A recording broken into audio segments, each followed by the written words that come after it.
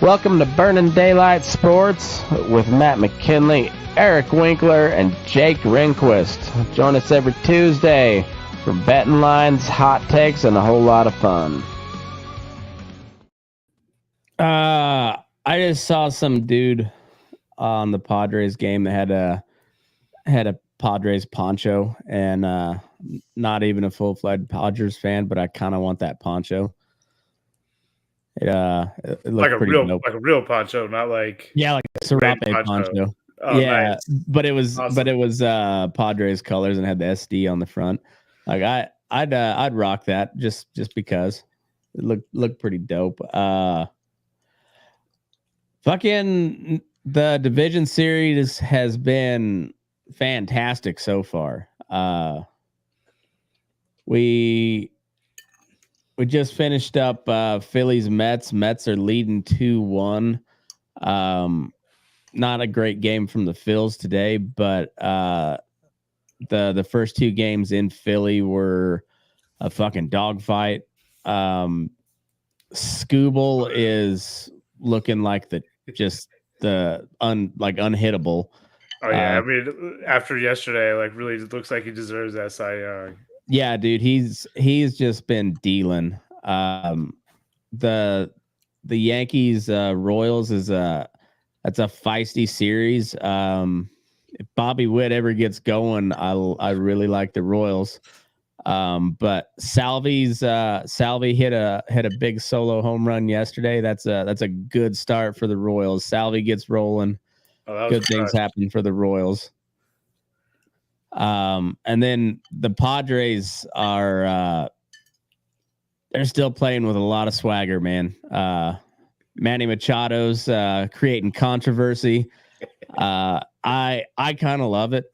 I get why people don't like Manny. I understand why some people don't like him, and typically I'd be one of those guys that probably wouldn't like him all that much, but I don't know. I just I kind of like it in the playoffs. You know, I like to see some wild, crazy shit. And Manny's a gamer, and he's like McGregor. He's gonna play that mind game too. He's gonna get in your head. You're gonna hate him by the time it's all said and done. Oh yeah, I loved it yesterday, and I mean, man, just we got really chippy yesterday, and throwing stuff on the field. And that, yeah, man. Oh, and then like this morning, I saw that they're throwing stuff into the bullpen. Yeah. But they came back out and hit like 4 home runs on him in the next inning. Yeah, or 2 innings. Yeah, I was listening to the game on the Padres radio broadcast, and they're like, well, they're throwing stuff on the field, which I guess is to be expected. There's a lot of ammunition we gave them so far this game. It was like, what, they hit 6 home runs yesterday, I think. Yeah, it was huge. Yeah, it was insane. And just LA fans being LA fans, they're just gonna do some typical dirtbag LA shit. Well, so I saw somewhere on the internet. I think the last game that got someone had a forfeit was because it was like they gave everyone a baseball that game. And everyone decided to start throwing them on the field. Yeah, you can't do that. I kind of want to say it was LA, but I can't remember now. Well, I mean, if you think about Dollar Dog Night, if you give everybody dollar dogs, what do they do with the dogs? They throw them on the field. So you give everybody free baseball. Yeah, what they do with the baseball? They're gonna throw it on the damn field. That's why I give away the free beer. I know they're just gonna drink it. Yeah, I know. At some point, I looked up the origin of throwing the octopus on the ice, or at least I started to, but it was probably in my ADD brain. I started searching it up and then quickly went down a different rabbit hole and forgot what I was searching up. But like, who the fuck brings an octopus to a hockey game? I don't know I don't know where you get an octopus. I don't know either. You'd have to go to Chinatown. Like you'd have to go to the Asian part of town to the fish market because your typical white boys aren't just selling octopi just and their normal fare. I think it was the Red Wings, wasn't it? Okay, I kind of thought so, but I want to sound stupid here. I don't know. The Red Wings have been good though. You can't find like octopus in Michigan, like. Yeah. Yes. It's not a native species. It's wild. But what are you guys seeing so far? Likes, dislikes, thoughts on the division series? I mean, so it kind of started out with the Tigers getting blown up. But outside of that game, it's like they've all been pretty good since. I think,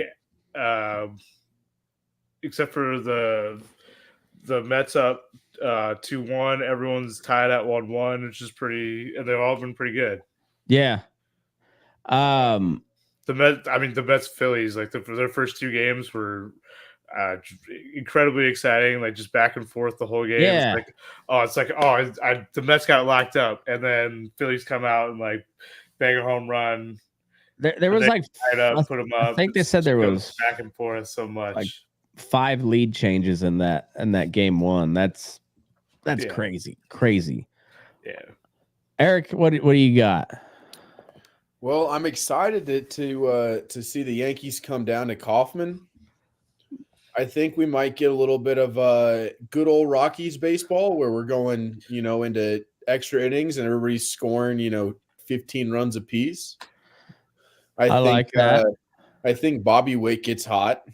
I hope so. I do too. Bobby gets hot. I think Salvi's going to continue producing. They brought in I wanted to say JD Martinez, but it wasn't JD Martinez. It was now Yuli Gurriel. That's who it was. And Tommy Pham. And Tommy Pham is one of those guys who he's not the fire, but he provides a little bit of that spark, a little bit of that electricity, that attitude that you need. And he's kind of like a hired gun. Yeah, exactly. He might not be the best shot, but he's a shot. I think I've always heard that he's been really good in the clubhouse too. Yeah. He's a great teammate. He's a great leader. Who was that dude for the Lakers that was just like he was like a sixth man type guy, but he had won championships? Lamar Odom? Robert Horry. Yeah. Yeah, he was a little bit before my time. Yeah, he's too young. Yeah. Yeah, Robert Horry was kind of like that. There's just he's been with a bunch of different teams, but he always delivers with he's got a big bat and kind of clutch with it, and he was yesterday as well. So it was a good game. I mean, that's been a good series. Judge has he got like a weak ass infield hit, but Judge has been struggling, which is good for the Royals. But if Bobby Wick can get going there in Kansas City, I like the Royals a lot, but he's got to get going. He's Salvi's old. He can't do it on his own anymore. He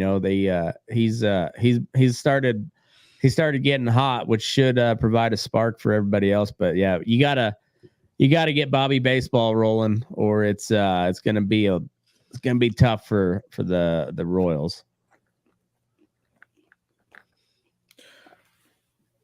Yeah. We were just kind of talking about players we like earlier hitting. And like playoff, one thing I love about the playoffs is just seeing like the best players do something special. Yeah, like I've been waiting on Bobby. I have too because Tatis has been just on a goddamn tear. He's just smoking the ball. He's got 4 home runs now in the series. I think so, yeah. And I'm just he's just been on fire. Scooble just can't miss. I mean, just dealing. Michael King gave up some runs today, but still nasty. Those breaking pitches are just filthy.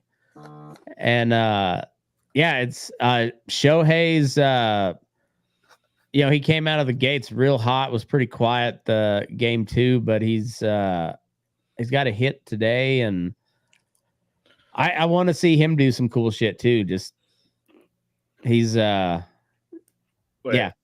Betts got that first inning home run today after just barely missed it, getting robbed yesterday. I know, and he's kind of got a reputation of not doing so hot in the playoffs as well. So yeah, a guy that good, you like, even if I am rooting against the Dodgers, fuck the Dodgers. I still want to see those guys. Freddie Freeman, another one. Like battling through an injury. Just you want to see him perform.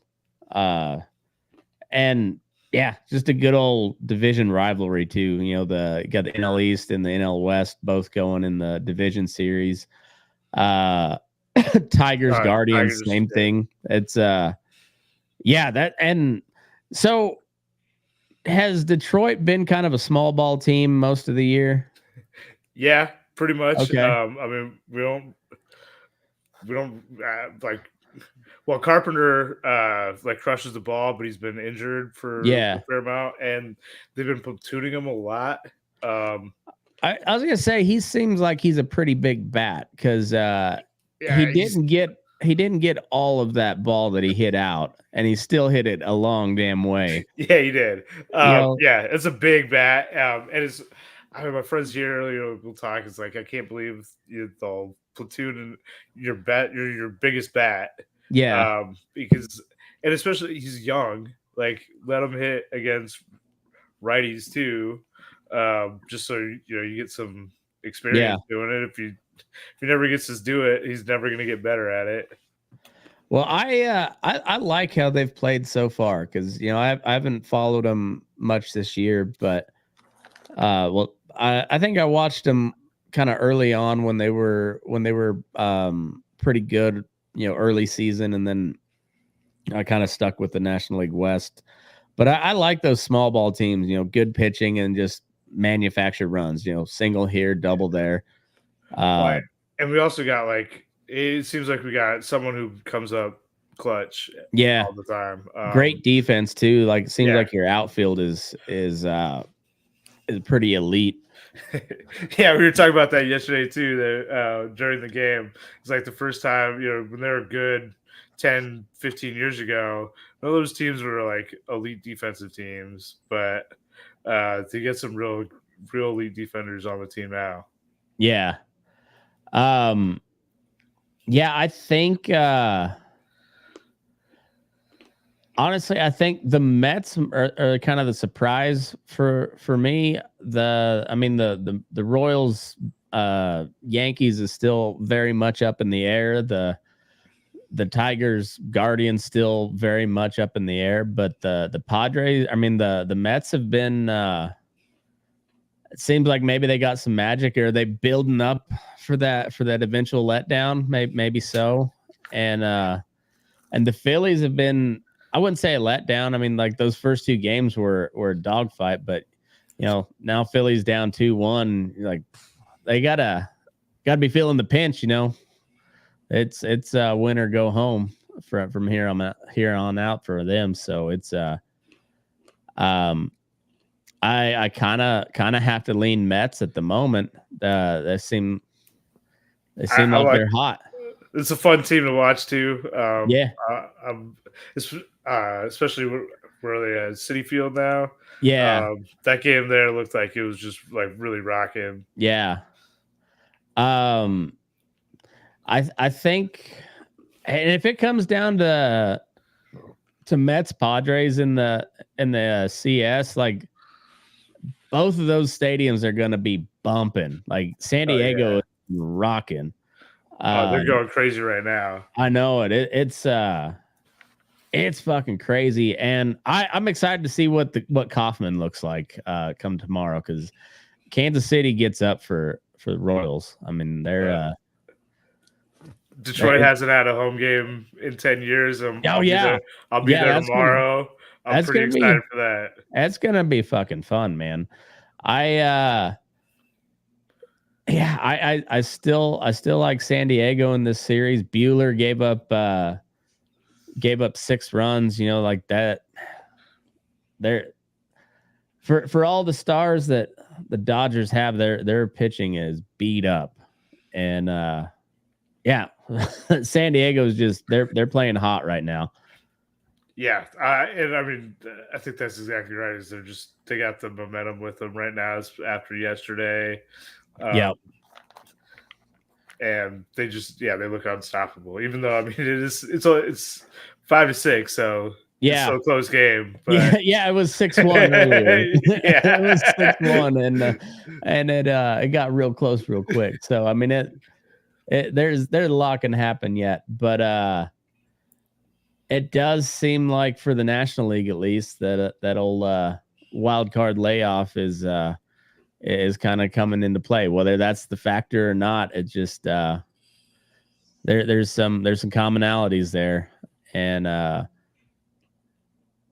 American League we'll see tomorrow. How it plays out, but it was really cool going into Game 3, all series tied at 1. So that's the first time that's ever happened.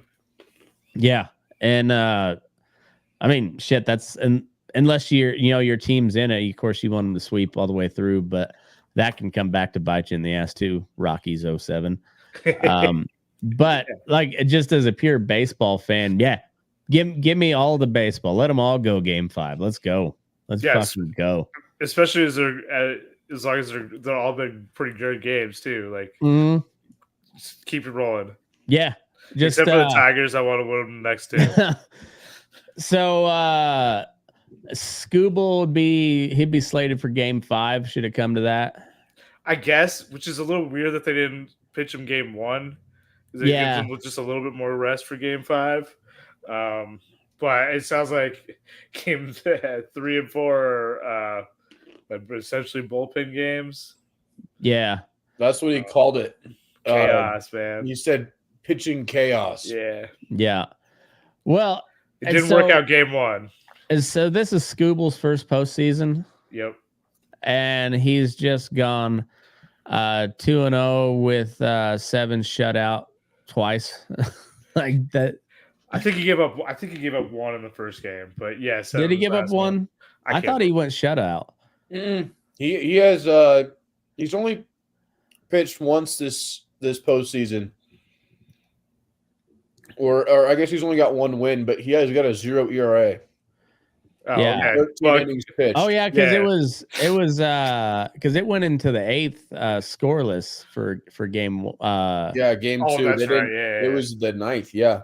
Yeah, and then you got that that second inning, just manufactured a run in that wild card game, and he went 7 shutout.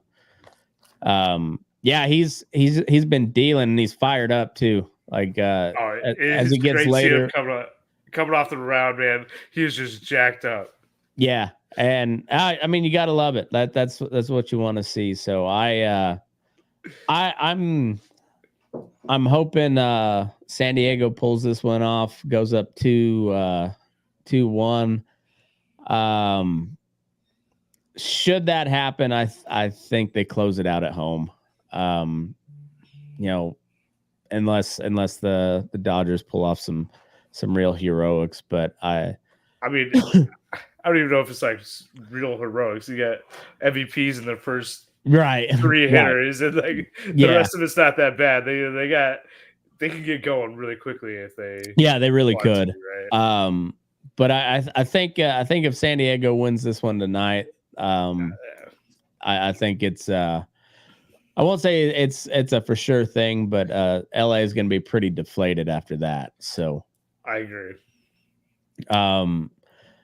we'll see how Philly responds. Because they play tomorrow, right? They close out the series. Or no, they close out the home half of the series tomorrow. And so everybody plays tomorrow. And then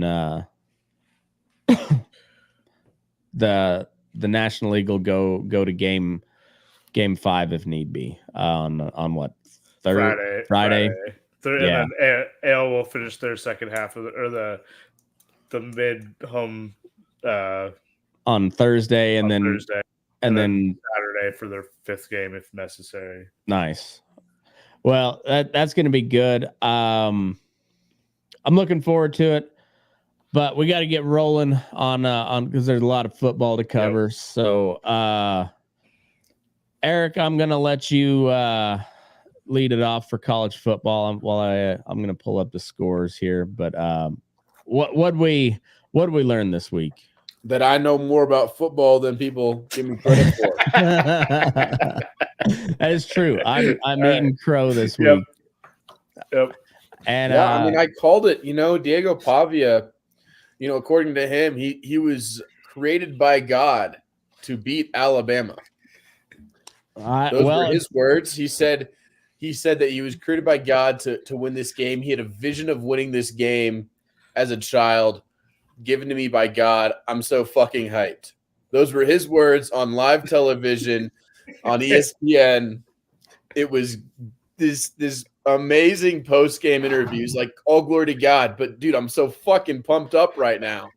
He sounds like a guy you should keep away from anybody, any American president or candidate running for president. It seems like maybe he might get a little vision from God. He might need to have to, impress Jodie Foster real quick and do something drastic. But props to you. We were talking about this right before we started. If we ran that same scenario back again, I would still say I'm not picking Vandy over Alabama, but I will say you called it, and I was wrong. Yep. My bad. And you also called CSU winning, and they didn't win, but they did take a double overtime. Yeah. I know. I was unhappily surprised, but I just didn't think that CSU. I didn't think that they had it, but it's not a bad guess, honestly. I thought they were going to go into Eugene, or not Eugene, wherever it is, Corvallis.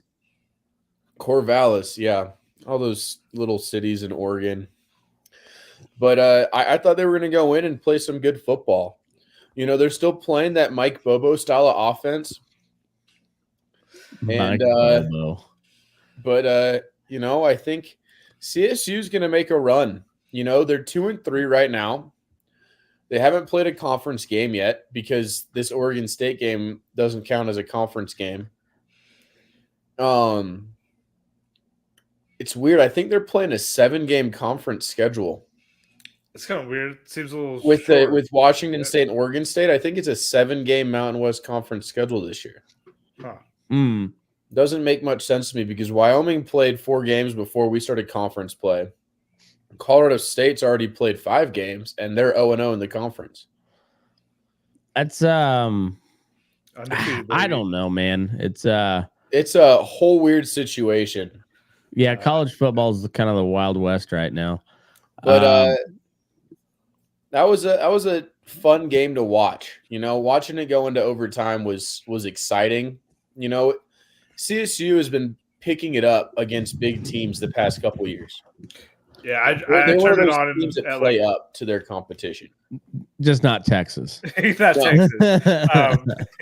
I turned it on like in the 4th, so I got to see him come back and the overtimes, and that was really exciting football, and kind of makes me look forward to being able to play Oregon State, Washington State going forward. Yeah, that's it was they overperformed for sure, and good on them. All right, so Friday we had Michigan State at Oregon. I watched a little bit of this game. It was kind of lackluster. I mean, Oregon is kind of becoming like Penn State. Yeah, you know, they're undefeated. They're playing really well, on paper. But you watch the football games, and it's a little iffy. They just. I think maybe I said this before, but they're the Miami Dolphins of college football, where they got all the toys. They look really good on paper, but then they're fucking soft, and they can't win big games. And yeah, they remind me of the Dolphins with Tua. Fucking Tatis almost went deep again. Good God, man. Yeah, well. 5 feet short. That dude's on a mission, ain't he? Yep. Yeah, I just Oregon feels like they're gonna get punched in the mouth real fucking hard when they play when they play like Ohio State or Michigan or even Penn State. When they play like a real Big Ten defense, it feels like they're gonna get one of those just nasty liver punches that just folds them over, I took Michigan State to cover this. I thought they'd play them a little bit harder. Apparently not. But that's kind of the reason I was doing it. Is I thought they're going to roll into the Big Ten, get surprised a little bit. I haven't seen Ohio State play this year. I've heard they're really good, but I haven't. They always are, though. I mean, they're doing Ohio State things. They're a complete team. They're playing really well at quarterback. Will Howard is looking really solid. So we'll see how soft this Oregon team really is. Yeah. Because I'm not at all sold on them. At 5-0, I don't buy that record just yet. I mean, maybe they step up when they play somebody for real, but yeah, they seem kind of soft, and so I'm sounding a little contradictory because this would be a game where the Dolphins would spank a team they're supposed to beat, and then just get punched in the mouth by the Ravens or somebody, So I don't know. UNLV looks like this is a pretty good game. I watched the end of it. Yeah, it is. That one quarterback threw for like 6 touchdowns, didn't he? No, I guess 3. Kyle McCord is Ohio State quarterback. Yeah. And he didn't leave because I don't know if he left because of money or play style, or he just didn't want to be in Ohio anymore. But he's fair. A very good quarterback. Yeah. I mean, we're looking at a 4-1 Syracuse who can make a play maybe in the ACC. Yeah. And they've got some serious talent on their roster. But UNLV walked away from this game unranked after leading. They had the lead going into the fourth quarter. Oof. They had the lead going towards the end of the fourth quarter. They gave up a late touchdown that they gave the ball back with, I think, 3 or 4 minutes to go, right? Oh, they had been walking around with around that, yeah. They had been walking around with some big old balls, though, had they pulled that off after their quarterback quit and their running back quit. Oh, absolutely. They had been walking around with the biggest fucking chip on their shoulder had they pulled that off. Yeah, it's too bad for Mountain West too. I know. Nice to see someone ranked. Well, we have Boise State at 17. Well, okay, it's nice to see a couple of teams, anyone ranked as well. It's nice to see a team who's staying in the Mountain West ranked. Yeah. Yeah. I'm not thrilled about being a Pac-12 team. I don't know. I've never liked that conference, the Pac conference. Oh, it's my new favorite conference. Well, it has to be now, I guess. Yeah. But we That's not true. It's still the Big Ten. My ideal scenario in that is just everybody else moves to the Pac-12, and then CSU becomes the lone Mountain West member and just conference champs every year, baby. Let's go. Yeah. And then the big one, Bama gets shocked by Vanderbilt. But they were carrying the goalposts down the street in Nashville. Through the river, man. I love it. That's awesome. I guess Vandy had to pay Alabama $100,000 for rushing the field. I didn't know that was a thing. Oh, fucking Bama! They win somehow, always, don't they? I don't think Vandy even cares. No, I wouldn't. I'd be fuck it. Those rich, smart motherfuckers. Somebody cut a check immediately to cover that. Yeah. Some Jake long, Cutler cut a check for him. Yeah, or some long distant relative of Cornelius Vanderbilt just wrote $1 million out of their trust fund. Like, this should cover it and all legal fees associated. I'm trying to think. Who's the white-haired news Cooper? Oh, Anderson Cooper. Yeah. Cooper. And he I think he's a Vanderbilt. Yeah, I think so. But yeah, Vandy shocked the world, except for one Eric Winkler who called that coming. And so this is why we have him on the show. He knows college football, and me and Eric not as much. So me and Jake not as much. Yeah. So there we go. I'll be honest, I was not I was kind of laughing at that pick, and now I'm not. So all right, well, I'll be betting on his picks this week. So. Yeah, exactly. I'm putting money on one of the Eric Winkler picks this week. Ohio State at Iowa, 35-7. Ohio State rolls. Now what was the spread on that? Because I don't think they covered. I thought the spread. I thought the spread was not that big, but the spread. The over under. I thought they. I thought the over under was like 40. Yeah, 42 or something like that. Yeah, 42 push. Where do you see that? Okay, the over under was 45.5. So they hit the under, huh? Yeah, I think we all called that though. We all said that they weren't going to get up there. Actually, I think that might have been my only winning college football bet. Well, Tennessee gets knocked off by Arkansas. Is Arkansas? No, they are any not good. However, in the grand scheme of the SEC, they are above Auburn and Florida, and maybe at about the same level as Kentucky is right now. There may be another year, another recruiting class, transfer portal, whatever, away from really truly being, something really good like they were like in 2022 when Kentucky and Arkansas were ranked going into like week 9, I think. Really solid teams, but Arkansas is still a spooky team.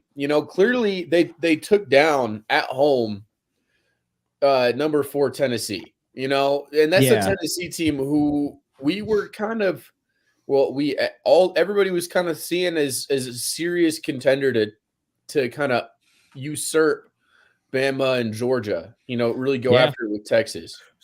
Do you think that's not true anymore, or is this a fluke game? I don't know if it's not so much not true anymore, but this might be a season because of all the conference realignment that we don't have an undefeated team in the playoff. So, I think Tennessee's going to make a run. I think they've got a better chance than Ole Miss at an outside spot. You know, in the SEC, I'd say Texas is going to make it. And then Georgia and Alabama might right behind them. And then I think it goes Tennessee, then Ole Miss. And there's no divisions in the SEC anymore, right? It's just the top two. Oh, really? It's just the top two. So it's going to come down to tiebreakers, especially if Georgia beats Texas. Well, if there ends up being a bunch of one-loss teams here, yeah, really interesting. Yeah, because Bama beat Georgia, and if Georgia beats Texas, and then Tennessee lost to Arkansas, you know, like there. Yeah, I mean, it's you're looking at who knows what the tiebreakers are. It's going to be like the last week of the wild card race, you know, where just who's going to be Arizona in the cuck chair, you know, yanking it on the outside. You know, and looking at the standings, I mean, I don't think A&M is. I think A&M might finish at best 10-2, but okay. I don't see them. I realistically, I think they're a realistic record from the NLDS is 9-3, but I mean A&M is looking really good right now too, and I don't think we should count them out any more than we would be counting out Ole Miss or Tennessee right now. So, you know, we still have the SEC still has, what is that? 4, 5, 6, 7, 8, 9 teams in the top 25. That's pretty good. Nice. You know, and that's with multiple teams like Vanderbilt and Arkansas, who have got big wins, and Kentucky even, who have gotten big wins over conference opponents and ranked conference opponents. So the SEC might not be as clear-cut as we thought it was going into the season. I don't even know if I could, outside of the ACC being god-awful because they suck, they're barely better than the Mountain West. I mean, I think the SEC might be ranked third. You know, they might have that third seed behind even the Big 12. Wow, that's crazy. It's a hot take, but there is one undefeated team left in the SEC, and that is Texas, and they're undefeated because they had a bye week. Yeah, but it's also they still got like what, 3 in the top 5? No, it's looking at the they don't have 3 in the top 5. We've got Texas at number 1. Yeah. Tennessee, Georgia at number 5. Alabama Tennessee's at number 6. Tennessee dropped. Tennessee at number 8. Ole Miss at 9. Oh. Then we've got the A&M at 15 and Oklahoma at 18. Okay. I guess LSU, but you know, who cares about them? Well, let's run through these these scores real quick, and then we'll get into the next week. But yeah, Georgia over Auburn. I wouldn't say they really rolled. I mean, 31-13 is a conference game, but I don't know. Auburn's not very good these days, so I expected a little bit bigger of a win. That's kind of what I'm thinking too. Especially if you're going out of tiebreakers and it's at home too. So I was just surprised. I mean, I'm surprised to see them ranked at number 5. Yeah, I would have expected them to slide maybe to number 6, number 7. But that would have required, you know, someone to fill those spots in. Yeah. I mean, I think you got to like barely lose to get a win and drop, or someone have a really great week. Yeah.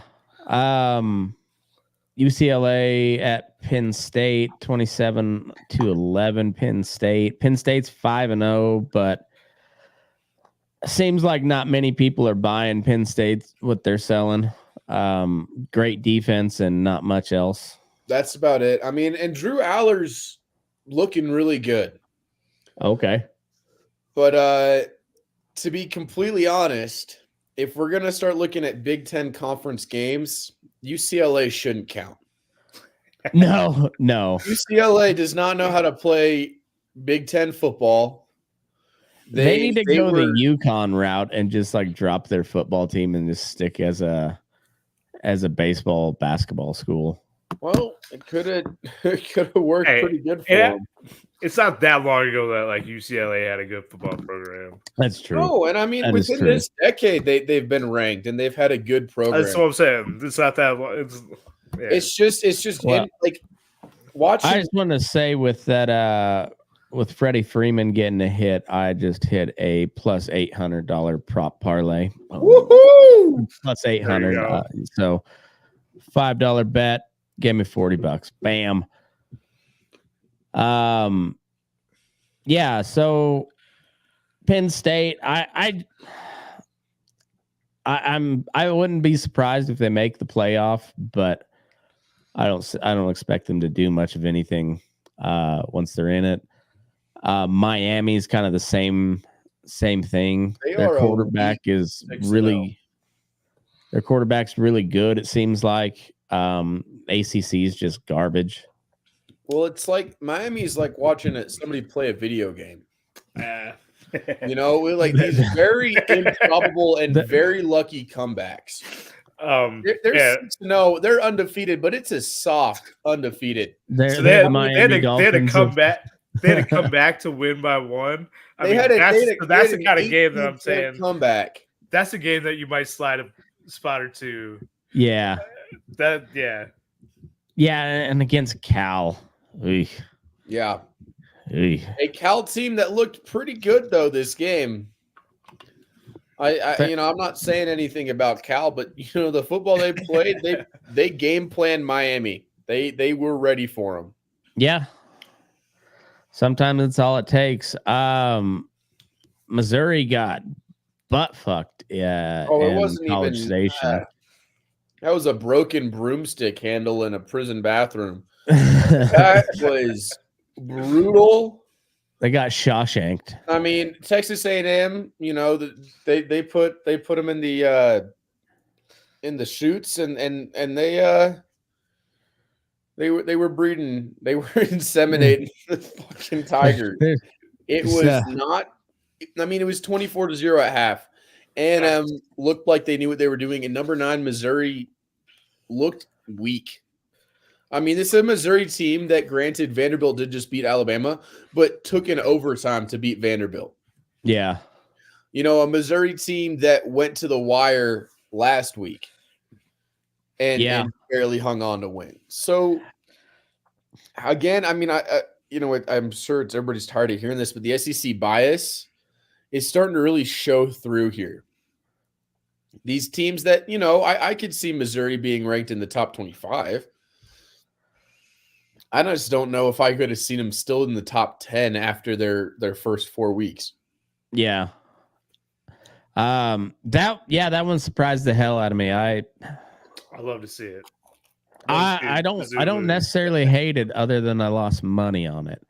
But in the grand scheme of things, I got no love for Missouri. I used to kind of like A&M. I thought about going to school there.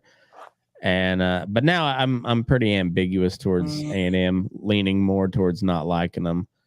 And yeah, Missouri, I got nothing nothing going for them there. So I don't hate it, other than the $5 I lost on them. Michigan loses to Washington 27-17.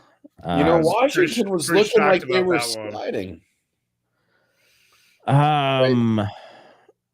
Washington, they still could come away with a pretty decent record, 9-2, even 8-4 after losing their coach and basically their entire starting roster from a year ago. Yeah.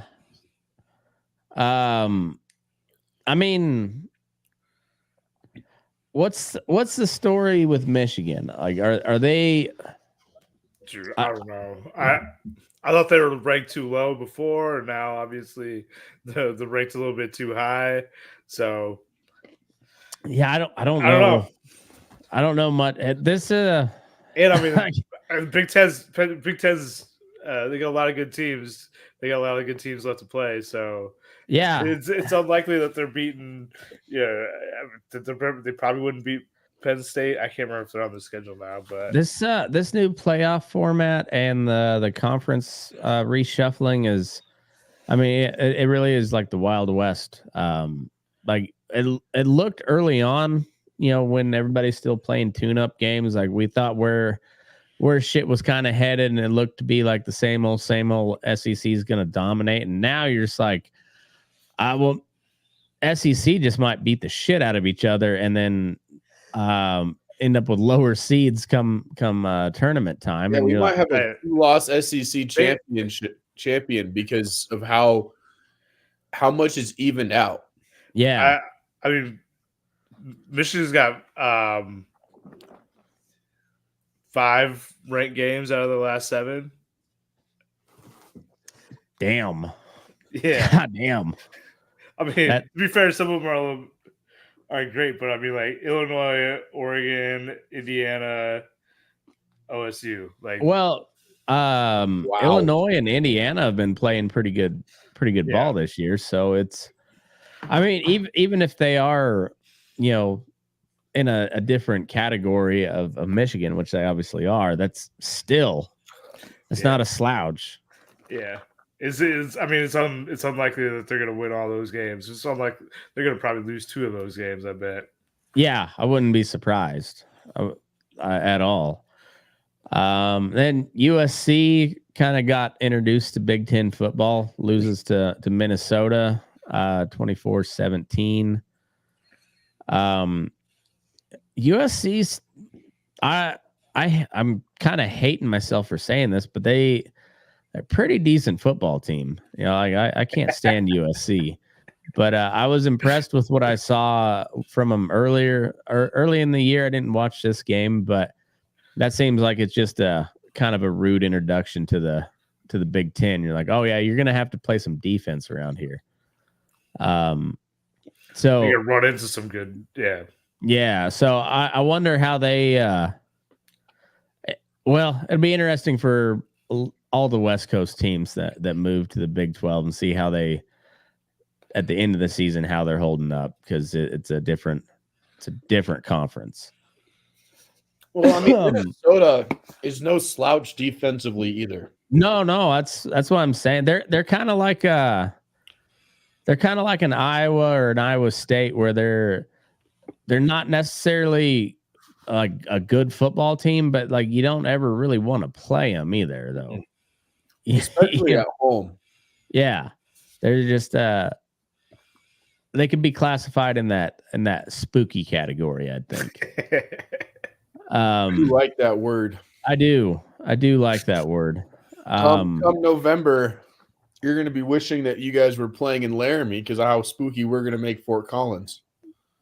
I don't even know what that new stadium's like. I was looking at tickets, real quick tangent, and it was the $75 for shit seats in the nosebleeds.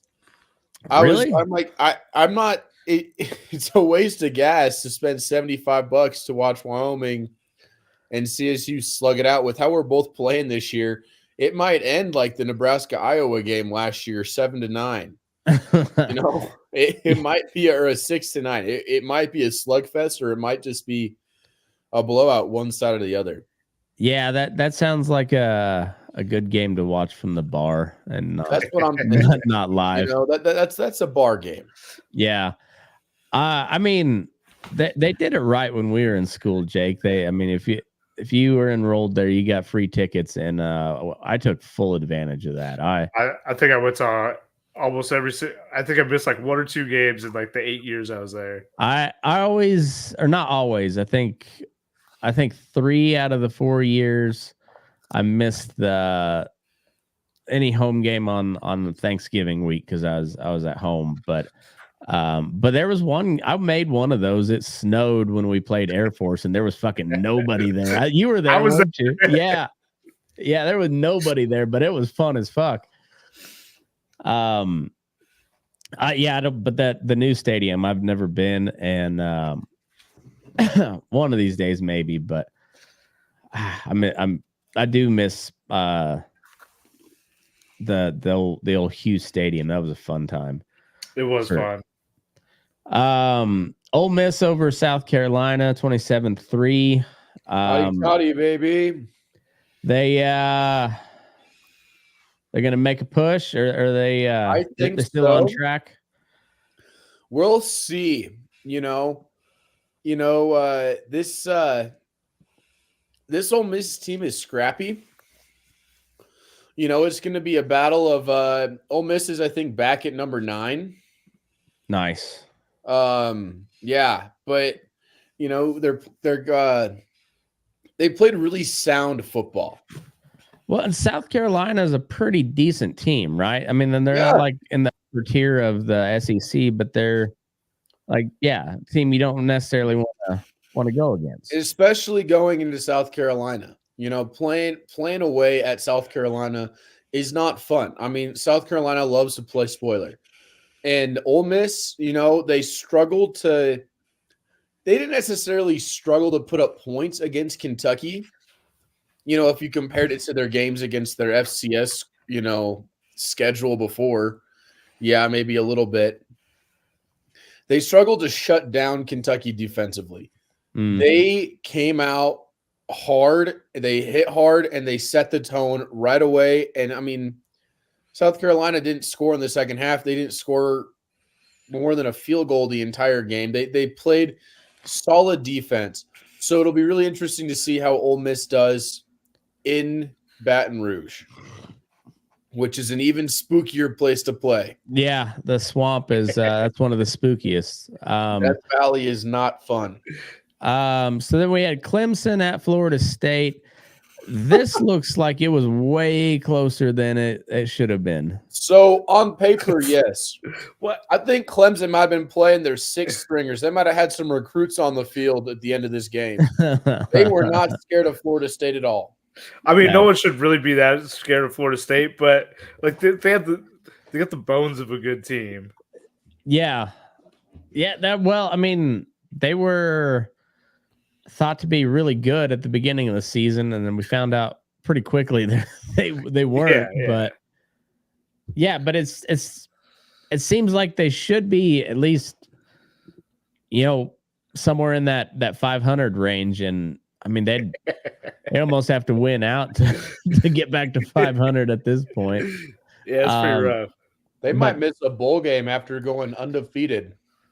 Yeah, no shit, huh? Really makes leaving them out of the playoffs last year the right decision. Yeah, no kidding. Iowa State, speaking of teams that should have been left out of the playoffs, Baylor. Or was that was TCU that got blown out? That was TCU that got rocked. Yeah. Another Texas Christian school, but yeah. I mean, outside of A&M in Texas, I think every school in Texas is a Baptist or something or other. Baptist, Methodist, something, yeah. Iowa State takes care of business against Baylor, 43-21. Iowa State's undefeated. That can't last, I don't think. I don't think it does, but I mean, good for them. I kind of like it. I mean, I've got no qualms with Iowa State. So if they, I mean, fuck it, go Cyclones. Just keep winning. See what happens. Let's see what happens. They're going up against West Virginia this week. We'll see. If they do really play well, because they're playing. Goodness. They're playing at West Virginia, so we talked about that being a spooky place to play. Yeah, we'll see if they can back it up.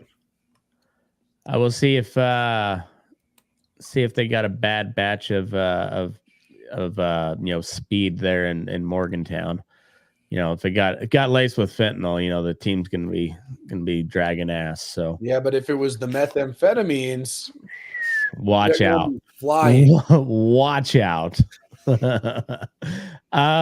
Boise State rolled 62-30. I don't know. The refs blew this game. They missed like 2 calls. Utah State should have won this. Boise State's getting the Patrick Mahomes treatment.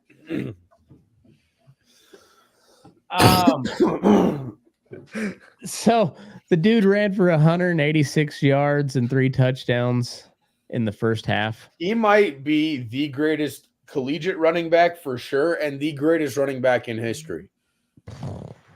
I think Genty might be, once he gets to the league, I think he might go down in history as the best. All right. He is approaching he's approaching Barry Sanders' records. So he 13 carries, 186 yards. What's that like? That's almost 15 yards a carry. Let's do the no. quick math. That's like 12 something. It's 15. It's like 15. 14.3 yards per carry. 14.3. All right. I mean, and that's just in the first half. Fuck. Granted, it was Utah State, but yeah, they're 1-4. So I'm not a good team, but still in the first half. He would have had, if they That's kept ridiculous. him in and he stayed on pace, say he ran for like 30 carries total, he probably would have been well over 300 yards with maybe 7 or 8 touchdowns. They pulled him so that Utah State wouldn't have the embarrassment of being the team that he ran for 300 yards and 7 touchdowns against. That's like, that's retarded video game numbers. I mean, yeah, it's crazy, but like, it's Utah State. It is Utah State. You know, I mean, like, I forget that dude at Hawaii who used to put up like 500 yards a game. Oh, he's like back like around when we were in college. Yeah, Colt something. He played at CU. Oh, did he? Yeah, because his dad was the coach at Boise, and then got the job at CU, and he transferred from Hawaii to CU to go play for his dad. Whatever, but he used to. But then he did. You know, he never did anything in the NFL. No, like, you know, you could do. He could do some wild shit and in college and not do anything in the NFL for sure. But I mean, I've been hearing this dude's name, and he sounds like he's fucking legit. Like he was putting up big numbers against BYU and stuff. All right, have they played BYU, right? No, they played Oregon. Oregon, that's right. Oh. And they put BYU is still undefeated. That's right. Yeah, because Boise's only loss is to Oregon, and they're ranked 21 right now. I mean, don't be surprised if Boise's like well into the final conversation picture. Oh, I think they the way the SEC is beating up on each other, the ACC is garbage, and the Big 12 is looking like they might fall off the cliff of actually being decent, or being, they might suck. Boise State has a chance to do something and really make their presence known. But back to the video game numbers, he's rushed for 1,000 yards already in 5 games, and he has 16 touchdowns. He's averaging 10.9, 11 yards per carry. That's crazy. And he has 75 rushes, 75 more carries than the next closest guy on his team. The Rock. He is like Derrick Henry. Huh. Well, let's see what he can do. Yeah, how many rushes does he have on his year? 95 carries on the year. I still only put up like 20 games. But I mean, it's not a lot of rushes. It's a crazy amount of yards for that amount of rushes. Yeah, I mean, he rushed for can run a all over them mountains. He's rushing for like 10, 11 yards of carry. Yeah. That's insane. Huh. So SMU, are they going to be back in the rankings here soon? 5-1. I'm not so sure. I don't think they've played anybody, have they? No. Does Louisville not count? I mean, I'm saying no. Yeah, in the ACC. Well, and they're 3-2, but who did they lose to? BYU, who is still undefeated and as of now ranked. And they're old as fuck because the Mormon kids got to go on a mission first. Well, it's like not even fair, because This is like the guys who've just had so much longer to be taking these steroids and stuff, and they've been off of them, and it's just plus all that weird stuff they put in Dr. Pepper over in Utah. It's got to be illegal. What? BYU's like the Mormon version of Rumspringa. Like you don't get to go completely wild, but you get to go play football for BYU, and you can go wild on the field. And then BYU after that, is the Mormon Texas A&M. Yeah, that makes sense. I put them in the same category. That makes sense. They got a lot of money. Yeah, this I don't know what to say on this game. This seems just kind of seems like two kind of normal ACC teams. Not going to do much at the end of the year. So, Indiana, are they any good? Yes. Are they gonna stay good? I think they will. I don't know if I see an undefeated season for them, but I see a 2-3 loss season. Where if they're not in the playoffs, same way as SEC, where it's just top two for the championship. Yeah. Okay. They are no longer no more conferences there either. They're not doing the divisions anymore. Or division, whatever. Yeah, that's bullshit. It's the dumbest thing. All right, so I mean, they got 3 wins already. So they beat. Yeah. Fuck, I don't know what's going on. I'm getting the wrong. I don't know. They got they don't have that hard of a schedule. Because they got Nebraska, UCLA, Maryland. there you go. And Northwestern. So that's their conference wins so far. That's not that great, but the rest going forward, only Michigan and Ohio State are ranked, and Michigan. Yeah, it's unlikely, or there's a good possibility Michigan won't even be ranked by the time they play them. And if you look at their defensively, if you look at those numbers defensively and offensively, they have been a pretty solid team. Yeah, I mean they could really roll until they run into Ohio State. And so they play at Ohio State. Chalk that up as a loss, probably. But they play. That's probably a loss. A good season. Yeah, I mean that Ohio State game is probably a loss regardless, but it's at Ohio State, so yeah, you gotta think they're probably not. If they put up a good game, that's a win for them. Sure, but a 2-loss Indiana season is as good as you could ever hope for. But they got Nebraska at home. They got Washington at home. They got Purdue at home. Purdue sucks, but they always knock somebody off, it seems like, even when they're real shitty. So, I mean, who knows? So let's go this upcoming week.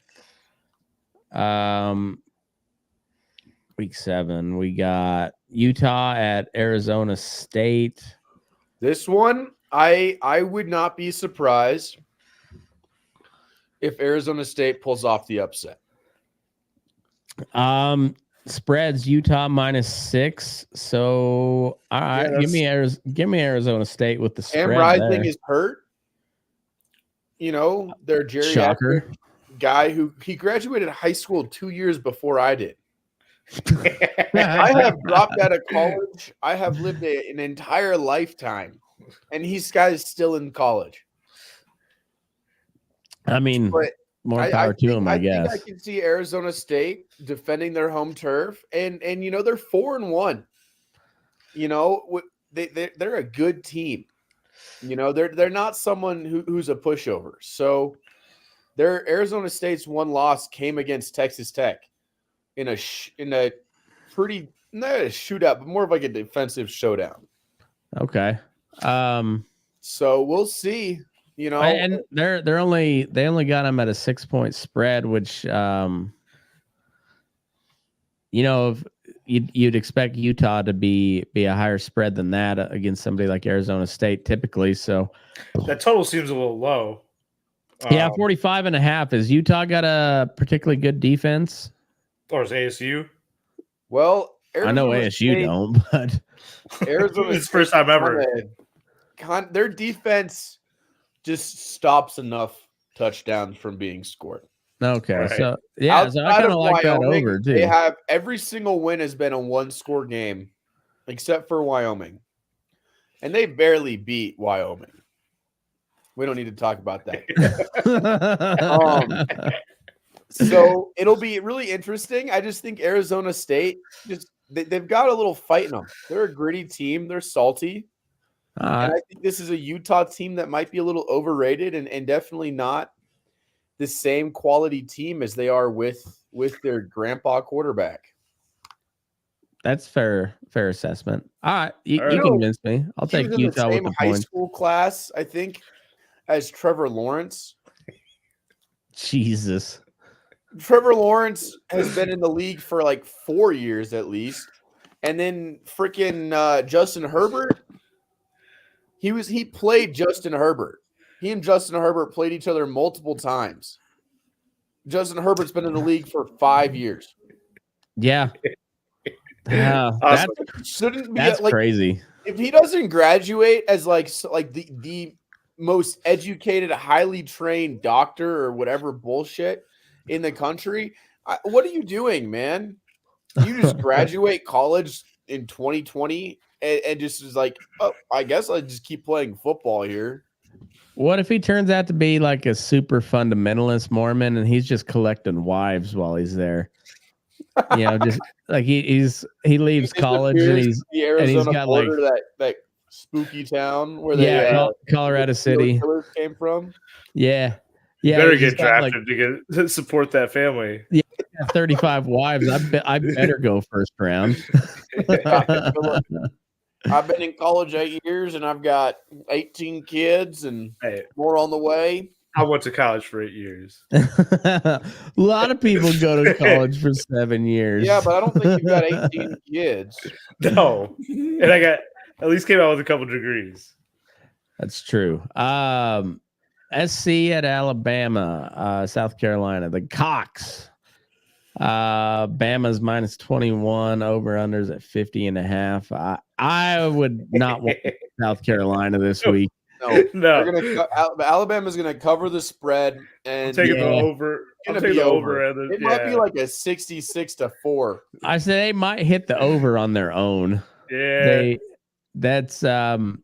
Yeah, I would not want to be South Carolina this week. It's a home game too. I mean, it's going to be a blowout. Yeah, they better run up the score, or Alabama fans are not going to be happy.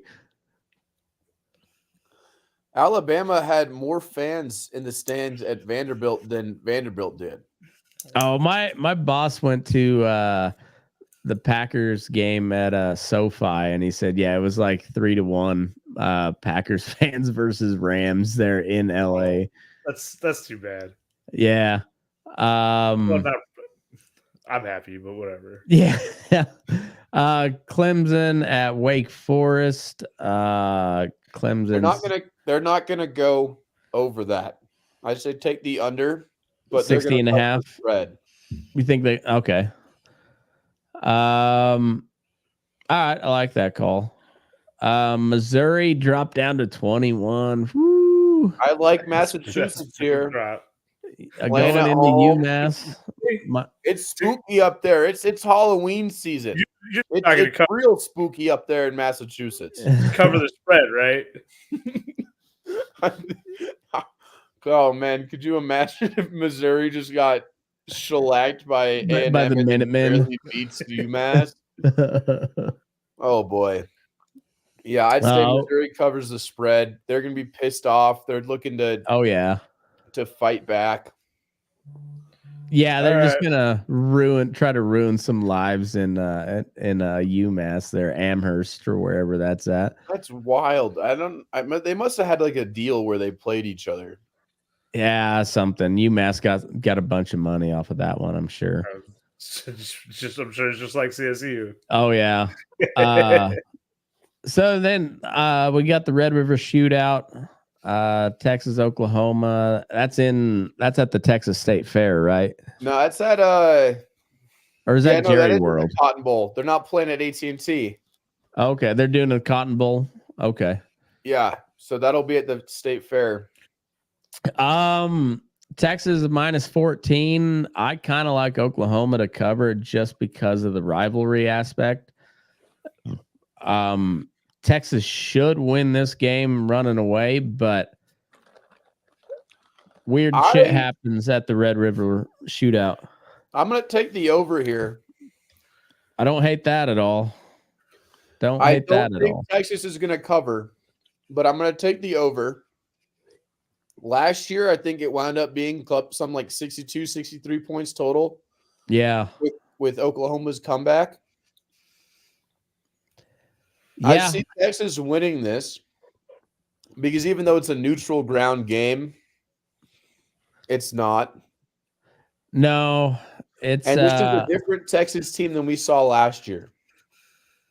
They've got something. There's just a little something more there in Austin. Yeah, they look really good. They got the best quarterback situation in the country. Their offensive line is fucking massive. But weird shit happens at these games. I don't think Oklahoma wins it, but I could see it being a field goal game. I definitely say one score. Yeah, without a doubt. I think so too. But that being said, if Texas wins by 30, I'm also not going to be super surprised, I guess. It's not going to be surprising. It's just going to be less than expected. It's going to be a little disappointing because you kind of always expect this game to be good. But I won't be real surprised if Texas blows them out. I don't see Oklahoma winning, but I could see it being a good game.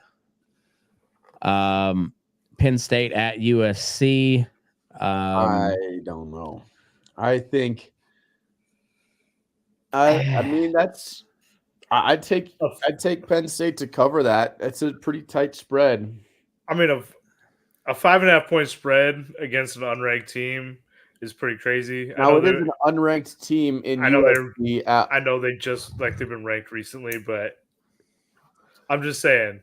I think. I don't know. I would say Penn State covers, but they go over. I think it'll be like a 35-28 game. Okay.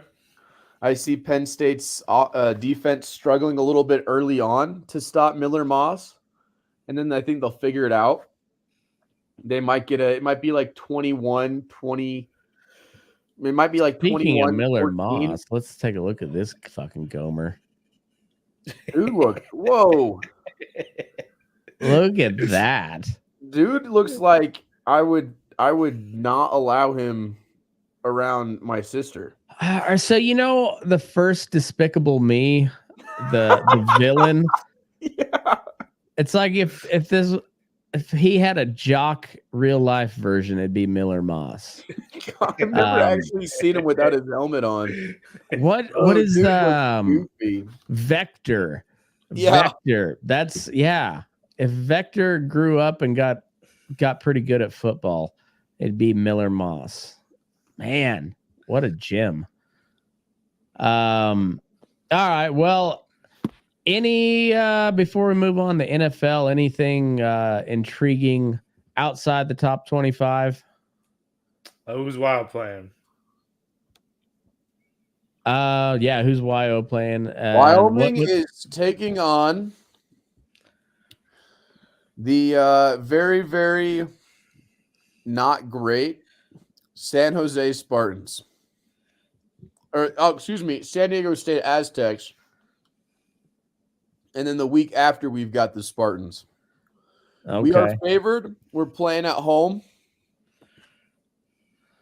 How is San Diego State nowadays? Like they had a run there for a couple of years where they were pretty good, but that was a while ago. Well, They beat Hawaii.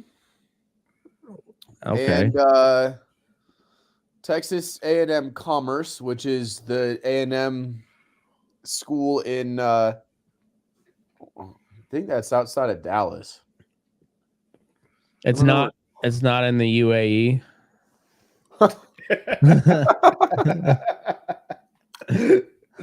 Damn. They have a campus in Abu Dhabi now. That's no joke.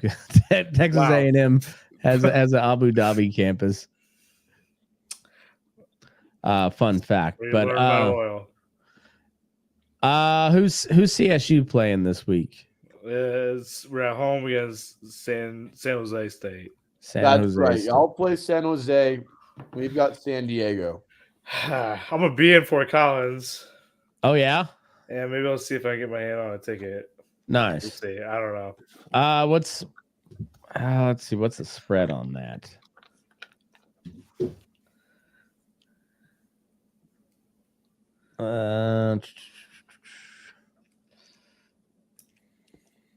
Mountain West.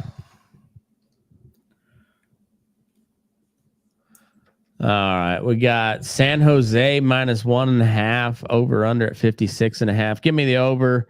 Give me CSU +1.5. Wyoming, the spread in the San Diego State Wyoming game is 2.5. 2.5. And over under at 42.5. It's pretty low. Yeah, give me the over and give me Wyoming to cover. Why not? YO's 1-4. Never mind. No, give me San Diego State. They're only 2-3. We have scored over 21. We have scored over 20 points in one game. Okay. So, what's San Diego State? I say Wyoming covers the spread, but I do not think we're going over that. I say take Wyoming, go under. They can't really score either. No, not really. They can't. And Wyoming is playing at home, and we're starting to figure some things out. I think San Diego State is not equipped for us. Is it getting cold in Wyoming yet? They're figuring out you don't actually have to fuck the sheep.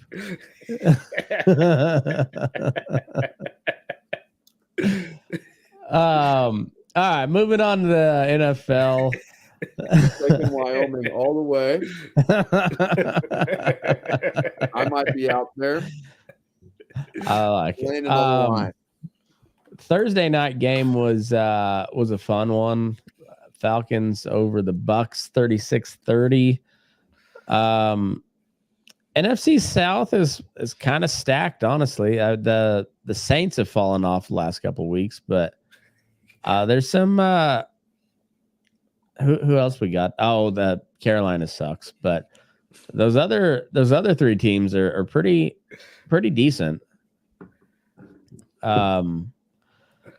Kirk Cousins threw for 500 yards. I don't know what to take away. Surprising. Yeah, I don't know what to take away from this game. Like, I think both of those teams are pretty good, but that's kind of the only takeaway I got. I'm not sure how it's going to shake out, down the line, but it seems like both of those teams are pretty good. The London game, Vikings beat the Jets 23-17.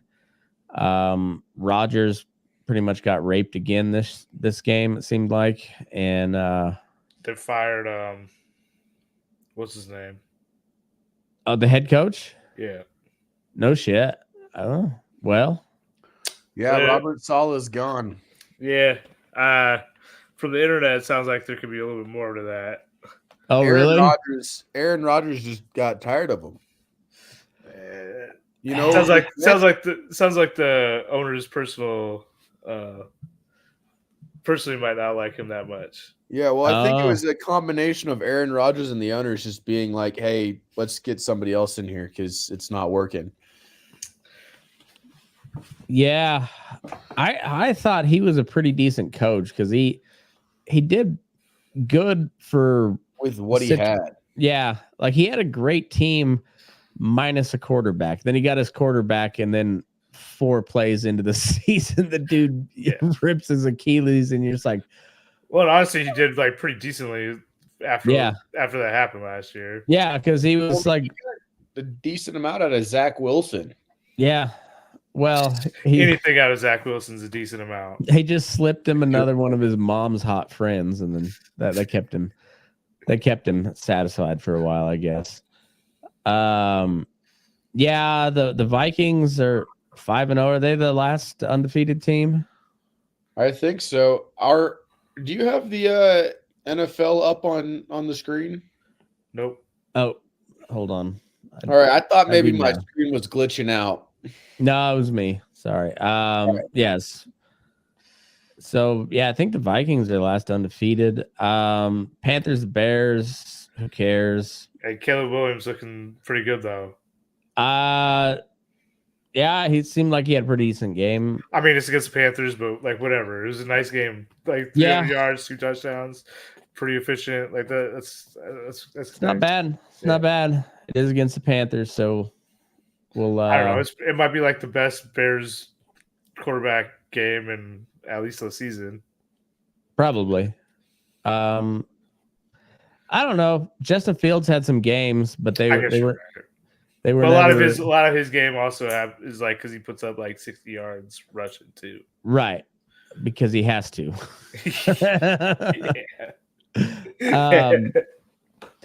Ravens at the Bengals. Ravens came back in overtime they pulled it off in overtime, 41-38. The Bengals. That was a great game from the Ravens, and oh my God, the Bengals defense.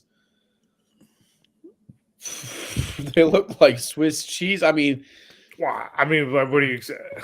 I kind of expect that out of like anyone playing the Ravens, really, right? Yeah, but I mean, it's not just against the Ravens, you know. Fair enough. To have a 24-21 lead going into the third quarter or going into the fourth quarter, and you know, drop 14 points, you know, going up 38 to. At that point, it was, I think, 35. I think it was actually 28. It was 28, and then the Ravens went on a 10-0 run to end the half to take it to overtime. I mean, it's just Joe Burrow went 30 of 39 for 392 and 5 touchdowns. Yeah, he definitely lose. He heard that everybody was talking about how maybe he's not actually any good at quarterback, and he was like, "Fuck you, let me show you what I can do." Dude's an incredible quarterback on a garbage franchise. I just don't know. I don't. They're like Cincinnati's run to the playoff. Like schools run to the playoff a few, like 7 years ago. Don't really know how they did it, but they made it. Yeah. But, they made it to the Bengals made it to a Super Bowl. And quite honestly, besides Logan Wilson, who's on their defense? I didn't even know I couldn't have told you Logan Wilson from their defense. Wyoming. Oh, okay, fair enough. But he's pretty good, which is why I mentioned him. He's not just like any old schmuck. Well, I'll take your word for it, but I couldn't have told you anybody from Cincy's defense that year. T. Higgins, Jamar Chase, and Joe Burrow and Joe Mixon. I could have told you that. Well, it wasn't Jamar Chase yet, right? No, at the Super Bowl run. I thought he was in this. I thought Jamar was in the Super Bowl. Was he? I thought that was a. Was that? I don't know. No, somebody look it up. We'll come back to it. But Dolphins at the Patriots. Nobody cares. 15-10. Dolphins are dead. Patriots are dead. No need to pay attention to them. 21. Jaden Daniels is really good. The Commanders, I don't think are, but they're 4-1. I don't know. It's gonna be exciting. They play Minnesota next week. I can't remember. I thought they played someone big next week. That was pretty fun. Let's see. Real quick, you were right. Jamar Chase was on that Super Bowl roster. That wasn't. Yeah, I just saw that too. Not as it's 21. I thought it was a little bit longer ago. I thought it was 2020, but yeah, it was 2021. So yeah, they're running the Ravens next week. Yeah, that's right. Yeah, Ravens. That'll be a fun game. That'll be a real fun game.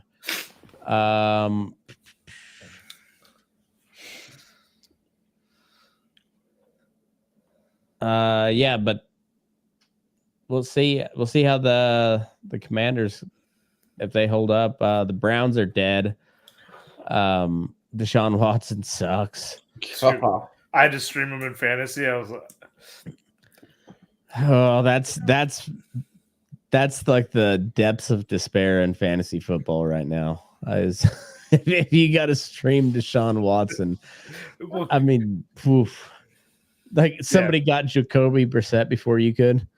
Well, I tried to go for Cousins, and someone dropped him on Thursday, and I couldn't pick him up. I'm like, oh, son of a bitch. But speaking along those same lines, Joe Flacco's still doing the damn thing. He put up 3 touchdowns, came away with the loss, but Flacco. Yeah, Joe Flacco's playing for. Who's Flacco playing for? For the Colts nowadays. Really? Okay. Yeah. Oh yeah, that's right. Good. That's right. And he looked good playing for the Colts. It was. Yeah, I mean he's still his got second it. week now. So Richardson just done now. I think so, honestly. Yeah, I think so. The box score. I just want to see what Flacco. He was 33 of 44 for 359 and 3 touchdowns. I mean, goddamn. Yeah, what shit? Look at Trevor Lawrence, man. I guess he would want to remind someone that he can play football still too. Yeah, 28 of 34, not as efficient, but 371, 2 touchdowns. When you hit a 34, is still pretty damn efficient. Yeah, it's not bad. Well, I said more efficient than higher QBR. Yeah. Yeah, I'm just saying it wasn't as efficient, but it was still very good. Yeah. And it just amazed me, Joe Flacco. I don't know why he couldn't do that for the Broncos when he was on there, but I think the big part of that comes down to coaching. Oh, probably so. Yeah. Trevor Lawrence, I still think's a bust. I kind of hope the Colts go to the playoffs with Joe Flacco this year, just to see old man Flacco out there balling out in the playoffs. Oh my gosh, wouldn't it be wild if he won a Super Bowl with the Colts? That would be wild. Won one with the Baltimore Ravens and the Colts. I mean, that's a he pretty much he pulled Patty Mahomes on, like Patty Mahomes did to Josh Allen when Josh Allen put him up with 12 seconds left and they still lost, which was insane. I hate Patrick Mahomes, but very few people in the world could do that. And Joe Flacco did that to Peyton Manning in the playoffs too. I remember that game. Yeah. That didn't look like the Broncos could be beat that year. They looked like they were just going to roll. And yeah, Joe Flacco in overtime hit the long bomb. So we'll see how that goes. Texans over the Bills. The Bills are they went from rolling, feeling really good about themselves, now 3-2, 2-game skid. Texans are good. Texans are really good. CJ Stroud keeps throwing the ball. D'Amico Ryan's a great coach. Yeah. That one's not that. I'm not that shocked about it. No, I'm not either. I just, yeah. I think that's a good team. I think they're going to be good for a while. The Raiders are garbage. Bro, what happened? I don't know, but I mean, it's bad enough they're talking about trading Devontae. Yeah, they're like, hey, anyone with a second rounder, take Devontae, please. Well, this is the second week in a row that I think that they benched Minshew. So, who knows what? He wasn't doing good, but he didn't seem like he was doing that bad. I didn't get to watch the game, but I don't think it was like I said, it wasn't good numbers, but I don't think it was trash. 12 of 17 for 137, 2 picks, but what was Aiden O'Connell was not better. 10 of 20 Aiden for O'Connell 94. is not a better quarterback than Minshew. Who is it? Aiden O'Connell? Where'd he come from? I have no idea. Okay. I don't know. He played decently last year as a rookie, but yeah, where'd he go to school at though? You can click on his name; it'll show you. Oh, well, I was asking you, Mr. College Football dude. Purdue. Okay. Yeah. Well, he is not a good-looking dude. No, he looks like a Boilermaker. Well, he's like the most Mexican-looking white guy I've ever seen. Yeah. Aiden O'Connell. Yeah. The time in Las Vegas has not been good for him. So he looks simultaneously more white and more Mexican than me. Yeah. I don't know how that's pretty possible. hard to do. I don't know how that's possible.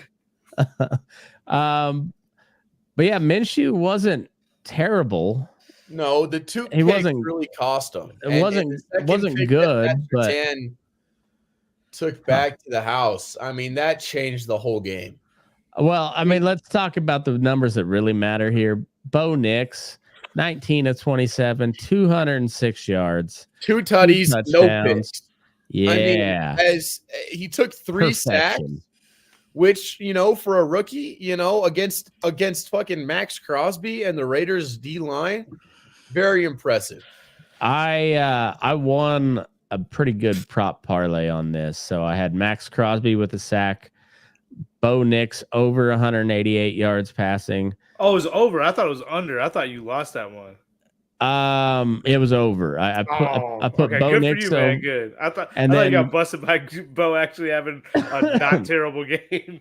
No, I wasn't expecting him to do much more than like 190 yards. That was what I was hoping. I was like, give me 190. Minshew, I had him under 180. And which I'm lucky they benched him. Yeah. And then Broncos to win. So that was a good parlay. Broncos are 3-2, like the ugliest 3-2 on earth, but winning record, baby. Bo Nix is throwing footballs over mountains. Anyone know why Adams is inactive?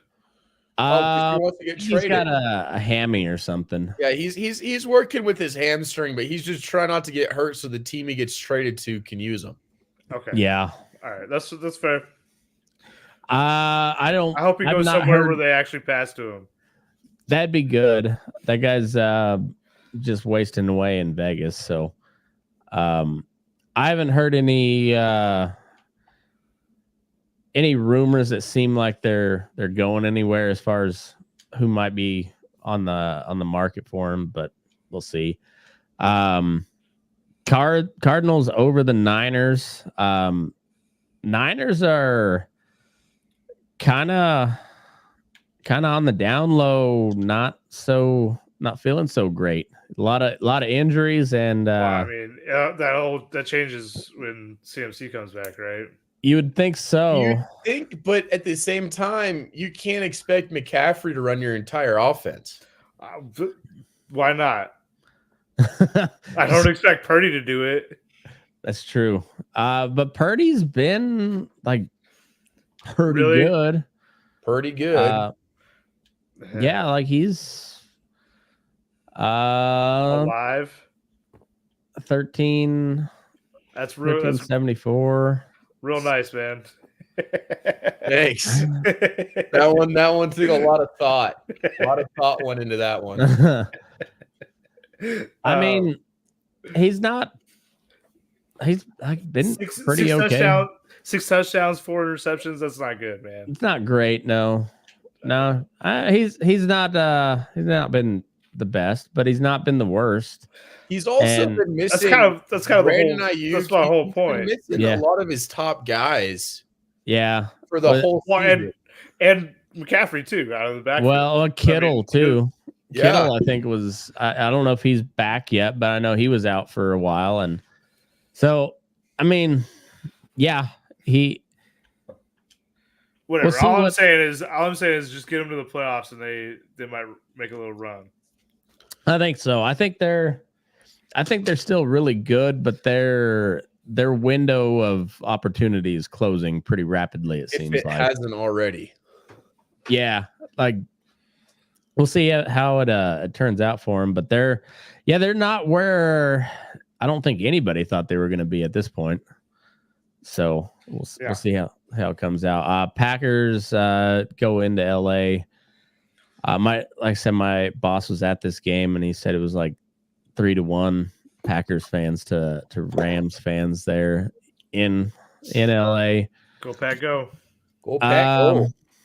Well, that's what this helmet used to be before I painted it. It was a Packers helmet. Y'all remember that? Yeah. The Rams are kind of in the same boat as the lesser version of the Niners, but the same boat. Like everybody's fucking hurt. I think they're a better team than 1-4, but everybody's fucking hurt. And well, that's how I feel about the Bengals. I think the Bengals are a better team than 1-4. I wouldn't say they should have a winning record. No, but I don't. The same way with the Rams, but they should have won. Yeah, without a doubt. I think the Rams are a really pretty decent team when they're healthy, but they're just not healtly. Packers are healthy again. Really. Yeah, they're putting up points. Like I was worried when Love went down, they thought maybe 6 weeks. Yeah, 4 to 6 weeks. He only missed 3. I think so, and he's been kind of slinging it since he's been back. So it's it's looking all right for the Pack at the moment. 3-2, which I mean, when your starter goes down for 3 weeks and you still come back with a winning record, that feels good. Yep, I'm happy. Giants at the Seahawks. The Seahawks seem like they should be better than they are, but they're especially Gino's like throwing the ball this year. Yeah, and he's throwing it really well. Yeah, I mean, I think is he leading in passing yards right now? I think so. He's at 1466. A lot of turnovers. Yeah, 5 and 4. That's not so good, but man, with who he's throwing to, you think he'd be able to do something. He's got Lockett, DK Metcalf, and Smith and Jigba, and then Kenneth Walker in the backfield. He's got some weapons around him. I saw one of the smartest plays out of wide receiver I've ever seen by Smith and Jigba. Is when Gino took off, and Smith and Jigba just puts his arm up like he's free and just like sprints down the field and takes 2 D-backs with him. Nice. Opens it up for Gino to get like a 30-yard run off. Nice. Or they probably would have taken him down for 10. Nice. Smart. Yeah, that's heads up play. Man, this fucking game cost me 2 big parlays. Me too. God damn it. I called the Cowboys beating them though. I bet them. How about them boys? But I took the overs. I took the under, and I took Steelers to cover. I thought Steelers by a field goal, and that's exactly what it looked like it was going to be. And 4 fourth down touchdown. That one of those parlays was like a $400 parlay too. I was like, you sons of bitches. Well, that's how it goes. I still, like I said, up on the weekend. Chiefs again. I guess so. So it's Chiefs and the Vikings are 5-0. What did Kelsey ended up? As he 9 for 70? That's more pretty like efficient, but he's getting back to where he was at last season. Let's say that seems more like Travis Kelsey numbers than before. I don't know. It seems like a lot of banged up teams for early in the season, and I don't know where a lot of teams are just yet. So there's also a lot of teams doing like kind of some weird things right now too, and I'm not sure if that is aberration or trend going forward. Yeah, it's interesting, and I know like you guys are, I'm sure, on the same wavelength as me, where like they're kind of just on the back burner because baseball's been so good now. It's like I'll watch like a little bit here and there, like maybe on like my computer while I got baseball on. I've been doing just enough to make some decent bets and try to keep my fantasy team afloat, which is kind of a losing. Neither of those prospect. Things are working out for me right now. But I lost every single one of my baseball bets on Saturday. Like every one of them missed.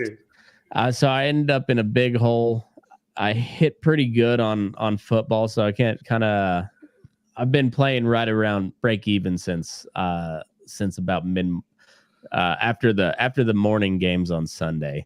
I've been playing been back to even. So I hit pretty good tonight. So I'm going into this week feeling pretty decent. The UFC fight, like I forgot. That's the only thing that like brought me back even close. To won a plus 800 parlay on that one. Nice. I was gonna pick Pereira by knockout, but I don't think it was a real good value pick. But I took him knockout and over 3.5 nice rounds. So yeah, that one hit nice for me. Covered my whole weekend. Nice. I got to take a leak real quick. We'll come back and do picks. We're way ahead of schedule so far this week. So. Ahead of schedule. It's only 10:30. That's right. It's not midnight 30. Any good football games you looking forward to this weekend? I'm really looking forward to this the Wyoming game for sure, and then without a doubt the Ole Miss LSU game is going to be exciting. Yeah. And I know I'm a little bit of a homer, and I talk about Ole Miss and Wyoming all the time, but Ole Miss LSU is actually going to be probably a really good game. Yeah, I'm kind of disappointed. It seems like it's gonna be a nice sports weekend, but I'm gonna be in Fort Collins for a funeral this weekend, so I don't know if I'm gonna get to watch a whole lot of sports. Not a great reason to be in Fort Collins. There's not really any good reasons to be there, but I lived there for a long time, and my sister still lives there, so yeah, I'm happy to go back. I like to talk smack because I've gone to Fort Collins twice in the past 2 weekends because I'd say the same thing about Wyoming. Yeah, I'm actually going to be hunting all weekend up on the Crow Res in Montana, so I'm not even sure if I'm going to have service to watch any football. That's rough, and especially if KC's going, we'll be going too. Yeah. I think I'm going to use up all of my goodwill to watch some Tigers this weekend. That's about all I can hope for. So probably not much football. Yeah, I don't blame you. I was just saying that I'm gonna be in Fort Collins. Oh for yeah, funeral, so I'm only gonna get to like get tear away from the family for so long, and it's gonna oh be yeah, watch the Tigers. yeah. That's yeah. You kind of got to pick and choose on those type of deals. All right, so Thursday we got Niners at the Seahawks. Spreads 3.5. San Fran, Seattle's a home dog. Over under at 48.5. Bro, that's a hard one. I don't like much. I might do some in-game betting on that one. Yeah. I can't. But I might have to talk to you about getting some getting on my bookie or something like that. Yeah. This one's not bad for like a teaser. So if you do like a 6-point teaser, go Seahawks plus 9.5, and then over at 41 or 42.5. I don't mind that. But I don't even know if I'm gonna. I don't know. I think if I'm gonna look and see, like if the Niners get down early, I'll take Niners live money line. Yeah. But I don't like this game much at all, honestly. Nope. Oh, fuck this game. So it's in London. Bears and Jags. Nope. I mean, I'll take the Bears and the under. All right. The under is not bad. 44.5. It's in London. Other than that, I'm not gonna watch. And yeah. I don't care. There's no reason to get up at 6:30 a.m. to watch that game. Nope. Nope. I mean, it does make me feel a little bit proud as an American. As the games that we export to our former overlords is about as shitty a football as we can possibly send them. And that's what they deserve. That's what they deserve. So fuck England and fuck that game. Cardinals at the Packers. This could be fun. We got Packs -5, over under at 49.5. That's a big spread for this game, I think. I like the over. The over is pretty good. I mean, that's also a nice one to tease too, right? Yeah, for sure. That's a great teaser.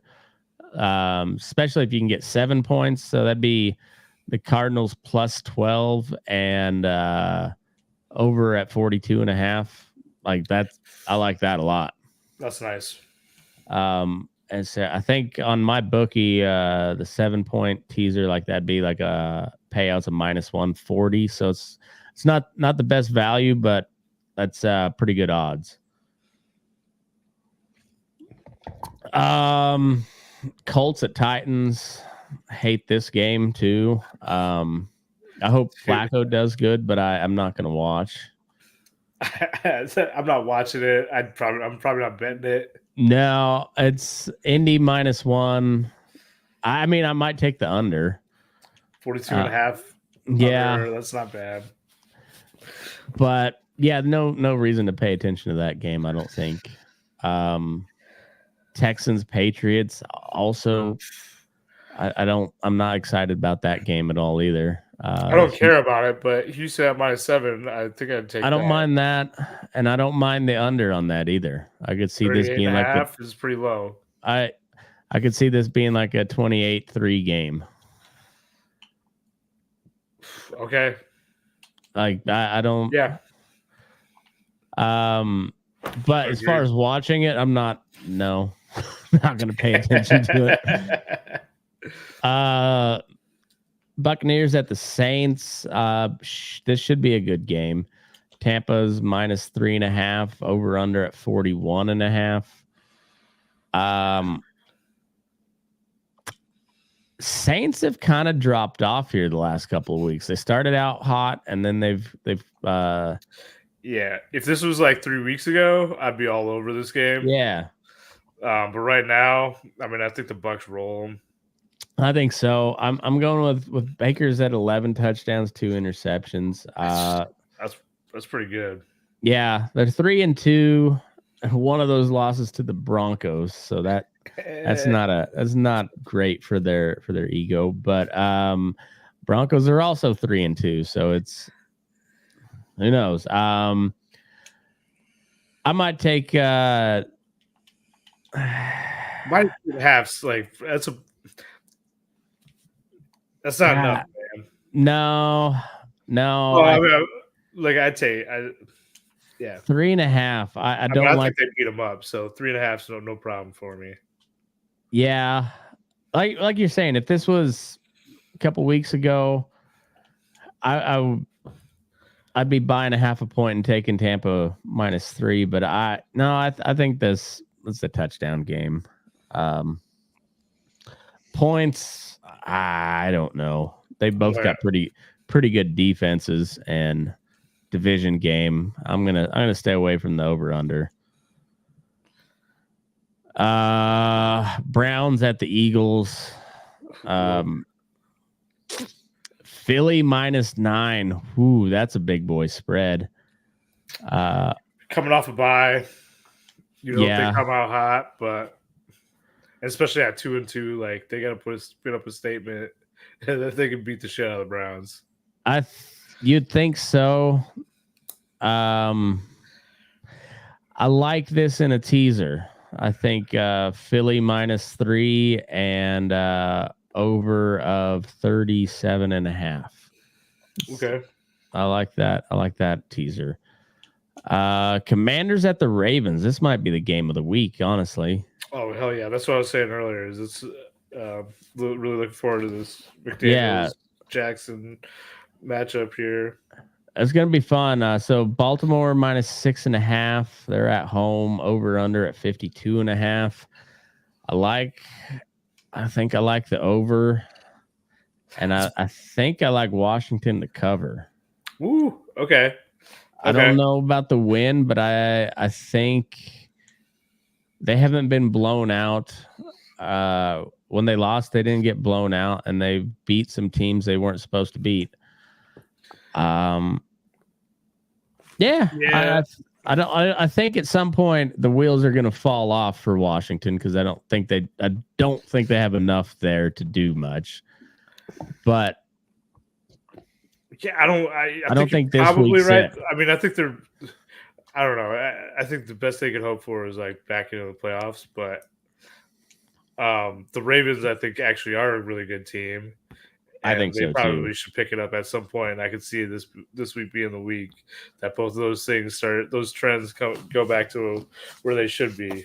That's true, but they're also coming off a big emotional win off of Cincinnati. So is it a little bit of a letdown week? I don't know. I like this matchup, and I'm hoping for a really good game.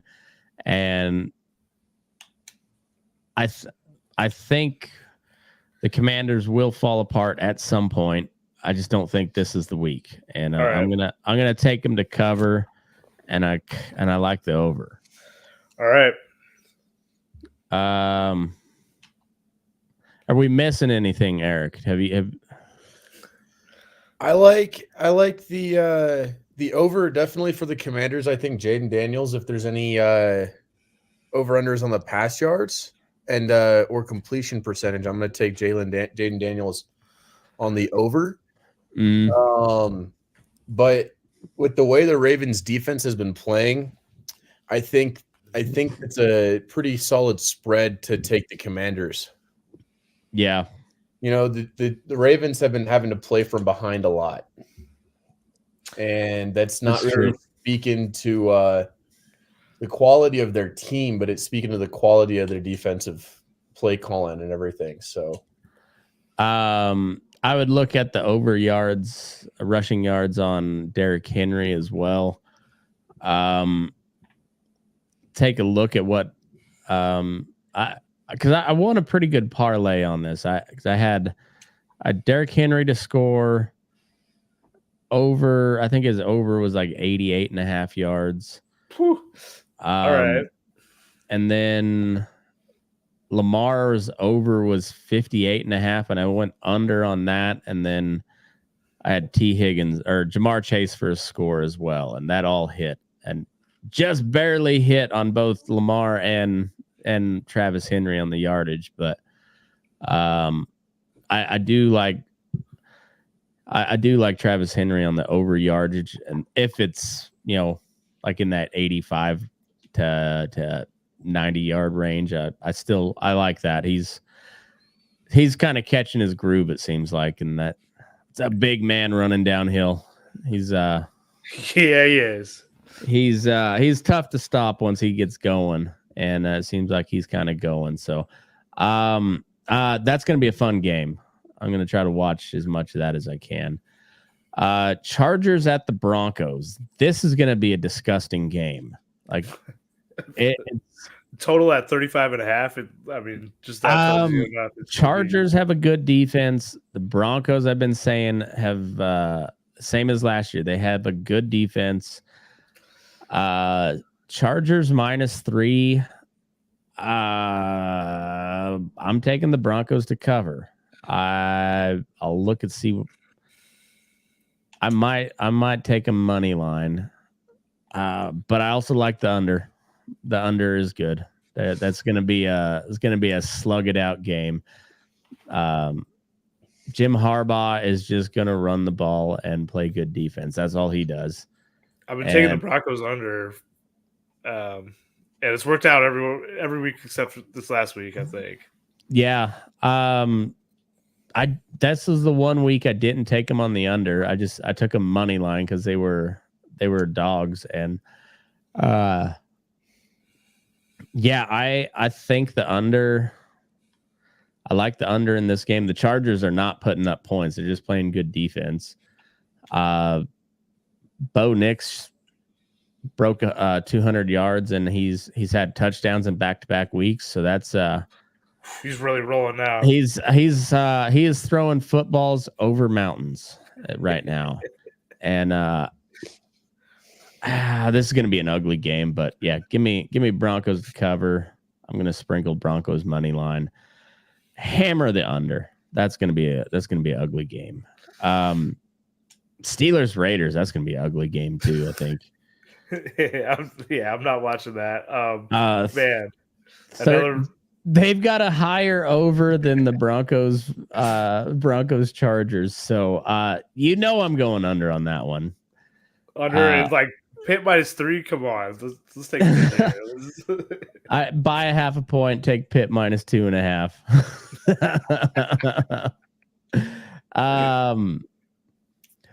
I think Justin Fields is going to be pretty good for the Steelers eventually, but they're going to be that just nasty, gross, just barely over 500 team again this year.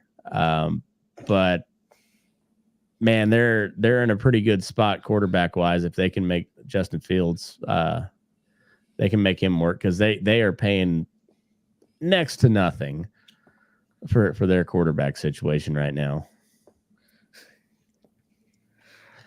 It's gross, but I bet it works out.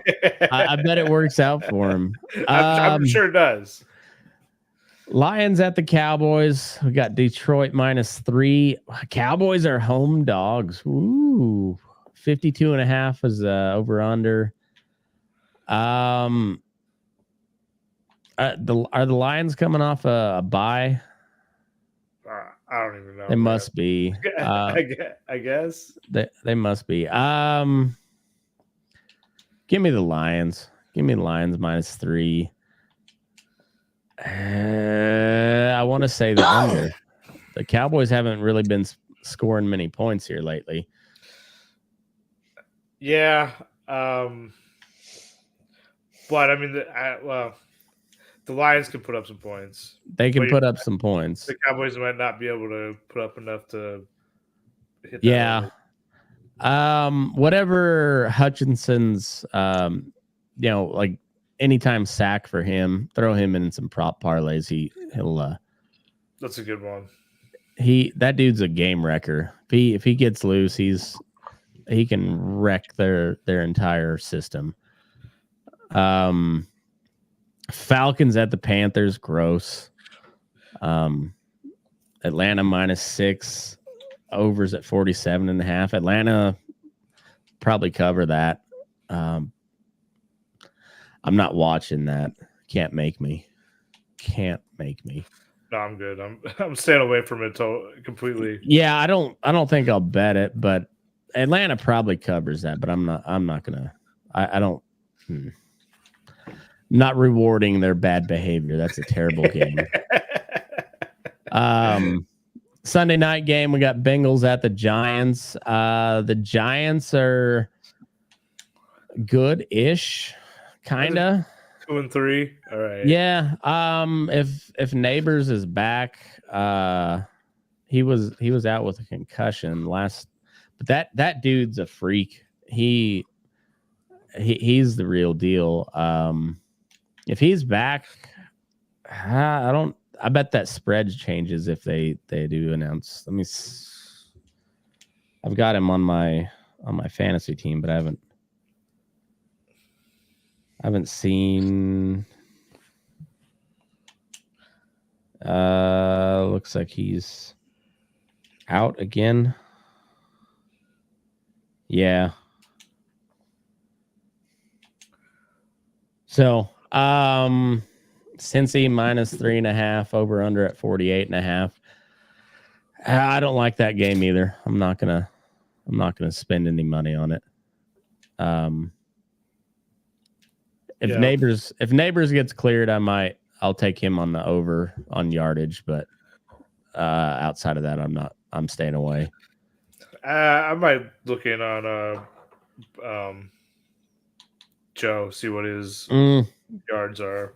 Yeah, some prop bets wouldn't be bad there, but as far as the game line and the total, I don't like it. We got the Chiefs, Rams, Dolphins, and Vikings on a bye this week. And Monday night games, Bills at the Jets. Bills are struggling here lately. The Jets are also struggling. They just lost a coach, so yeah. Although they lost a coach, I don't know if they announced who's replacing him yet. I would assume probably one of the coordinators or something. It's just going to be Aaron Rodgers. Aaron Rodgers is now the head coach. Oh, if Aaron Rodgers is the new head coach, they're losing. But if it's if it's the D coordinator, who I don't know who that is, if he takes over as head coach, interim head coach, they might just try and win behind him. Yeah, they got a good defense, and they have for a couple of years now. Yeah, exactly. It seems like whoever that coordinator is, I bet this defense really plays for him. So if Aaron Rodgers gets named head coach, they're all going to be out on ayahuasca trips. Not going to show up for the game. Yeah, they're going to be in some hut in Bolivia or something like that. Playing guitar on the beach or whatever. Naked bongos with McConaughey. Some beach in New Jersey. Yeah. Buffalo -2.5, over under at 40.5. I kind of like the under, and I kind of like the Jets to cover. All right. I don't know if the Jets win, but 2.5's not much of a spread, I know, but I've won a couple times on covering a 2.5 point spread this week or this year. So I'm gonna take Jets to cover under 40.5. Kind of not a good week in football, so it's just more reason to watch the playoffs, honestly. Yeah, looks like Saturday is going to be a little bit more interesting for football. Yeah, Sunday is pretty boring. Yeah, college football looks like it's going to be fun this week. NFL's kind of whatever. But yeah, the playoffs are going to be, they could be really fun going into the weekend. So I'm looking forward to that. But Look at that. We are a full hour and a half ahead of last week. We're doing it. We're doing it, guys. Awesome. Good work, sir. Yeah, we're making progress, but thanks for tuning in. Make sure you go subscribe on YouTube, where it's at Burnin Daylight Sports. That's YouTube and Instagram. I'll try to get you guys login stuff on Instagram so we can. I'm just mostly reposting shit right now, but let's get some sports memes rolling on the Burnin Daylight page. Right. And yeah, let's so go follow us there. Go subscribe on YouTube and all that. And I forgot to make a song again this week, but I ain't that worried about it. It's been a good week. So thanks for tuning in, and move your ass. We're Burnin Daylight.